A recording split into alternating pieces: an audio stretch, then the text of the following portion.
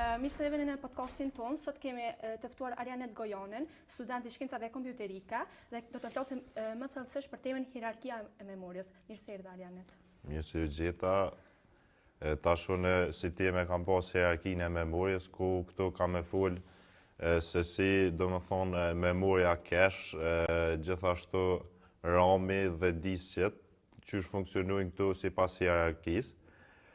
Këtu hierarkia përdoret për me pas do më thonë ma të lehtë klienti që përdor teknologjinë e laptopa apo çfarë do qoftë tjetër, nëse na për shembull e kena të dhonat ose instruksionet aktuale, na përmes hierarkisë mujmë me përdor ose me pas akses shumë më të shpejt në ato të dhona, ku nëse na nuk kena për shembull të dhona përmes keshit që është L1, L2, L3, atëherë duhet me vazhdu të RAM-i, nëse nuk ka akses as RAM-i, duhet me vazhdu të diskjet e ngurta, ku kjo e merr një kohë shumë gatë. Për këtë arsye janë bën disa zbulime të mëdha ku e kanë zvoglu kohën shumë.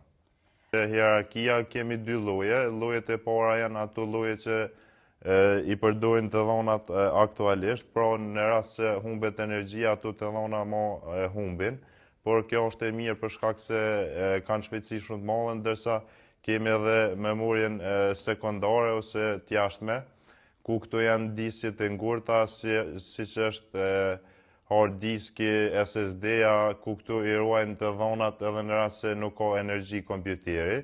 Mirë shumë. Përse CPU-ja është shumë më shpejtë se memoria? Kjo diferencë shpejtësie pse ekziston? CPU-ja është më shpejtë se memoria për shkak se aty janë regjistrat ku kjo motet edhe me njësi nanosekond, ku do më thonë që tregon që është shumë më shpejtë, ku janë të dhanat që janë aktuale dhe punojnë shumë shpejt.